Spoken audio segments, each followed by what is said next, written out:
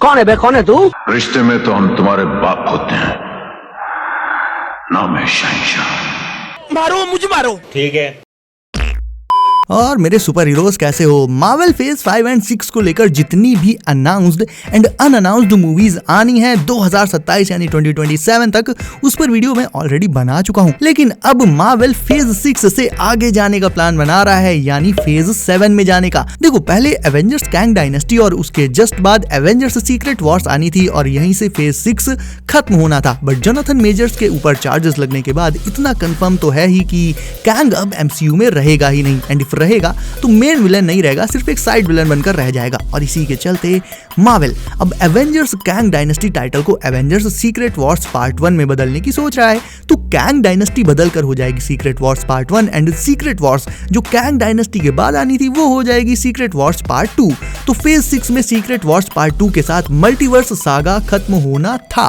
But अब Kang के जाने की वजह से मार्वल करेगा एक सॉफ्ट रीबूट, जिसे लेकर भी काफी सारी अपडेट्स एंड रिपोर्ट्स आ रही हैं निकलकर। और रिपोर्ट ये है कि फेज 7 पर जाकर लास्ट एवेंजर्स मूवी यानी सीक्रेट वॉर्स पार्ट 2 आएगी और इसके साथ ही 2 मूवीज और आएंगी उससे पहले, जो कि होंगी Scarlet Witch and black panther 3।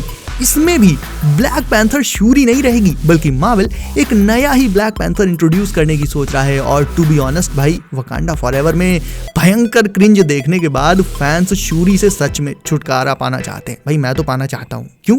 देखो, एक ब्लैक पैंथर ये था और वकांडा फॉरएवर में हमें ब्लैक पैंथर के नाम पर ये मिला। मेरे साथ अन्याय हुआ है। वैसे सॉफ्ट रिबूट की जरूरत इसलिए भी है बिकॉज अभी तक मल्टीवर्स सागा काफी आगे बढ़ तो चुका है, लेकिन अभी तक हमारे पास करंट एवेंजर्स का कोई लीडर है ही नहीं। जैसे पहले एवेंजर्स में कैप्टन अमेरिका, आयरन मैन और थॉर, इन्हें मेन लीडर माना जाता था एवेंजर्स का। यही तीनों हर एक प्लान को डिस्कस करके बाद में लीड करते थे एवेंजर्स को। बट फिलहाल सारे एवेंजर्स खुले घूम रहे हैं, अपनी अपनी स्टोरी में बिजी हैं and collectively they have no leader. इसी के चलते एमसीयू का सॉफ्ट रिबूट एंड फेज 7 तक जाना और भी ज्यादा इंपॉर्टेंट हो जाता है, ताकि रिबूट के जरिए किसी एक एवेंजर का कैरेक्टर डेवलपमेंट एक लीडर की तरह से किया जाए, जो कि फेज 5 और फेज 6 में फिलहाल अभी तक तो देखने को नहीं मिल रहा है। और मार्वल ये गलती फेज 7 तक जाकर जरूर से सुधारना चाहता है। स्कारलेट विच जो कि फेज 7 में आएगी, उसमें कॉमिक्स की स्टोरी लाइन को अडेप्ट किया जाएगा एक बहुत बड़े स्केल पर। वहीं ब्लैक पैंथर 3 में भी कुछ ऐसा ही होगा। टचाला का सन अगला ब्लैक पैंथर बनेगा, जिसे हमने वकांडा फॉरएवर के पोस्ट क्रेडिट सीन में देखा था। ऑल्दो एक बात का ध्यान रखना, ये सारी अपडेट्स जो हैं ये ट्रस्टेड इनसाइडर्स के पर्सनल स्कूप्स हैं, मतलब एकदम 100% कंफर्म नहीं कि ठीक ऐसा ही हो, बट हाँ ऐसी ही चीजें होंगी। उसका रीजन भी मैं आपको अभी जस्ट बताता हूँ। ब्लैक पैंथर 3 अगर आती है एक नए ब्लैक पैंथर के साथ एंड इसमें कॉमिक्स की स्टोरी लाइन अगर मार्वल उठाता है, तो ब्लैक पैंथर का विलन कौन हो सकता है जो एवेंजर्स सीक्रेट वॉर्स तक जाए? तो माइंड में सिर्फ और सिर्फ एक ही नाम आता है, doctor Doom. Specially Doom war comics आती है दिमाग में, जिसमें डॉक्टर डूम ने वकांडा पर कब्जा करके वाइब्रेनियम से अपने लिए एक आर्मर और डूम बॉट्स बनाए थे। और फिर क्योंकि डूम इतना ज्यादा पावरफुल बन गया था, तो उसे हराने के लिए टचाला काफी नहीं था, यानी ब्लैक पैंथर ने डूम को हराने के लिए फैंटास्टिक फोर और फिर डेडपूल एंड वॉर मशीन तक की हेल्प ली थी।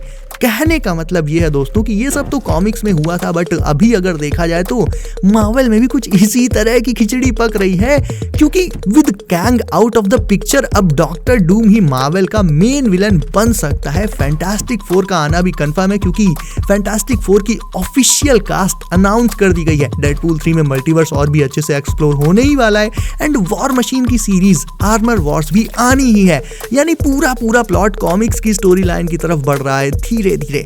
तो अब देखना सिर्फ ये है कि क्या ये सारी इनसाइड रिपोर्ट्स एकदम डिटो एज इट इज सच होती हैं या फिर 50-50 वाला मामला रहता है, यानी मार्वल थोड़े बहुत चेंजेस करता है।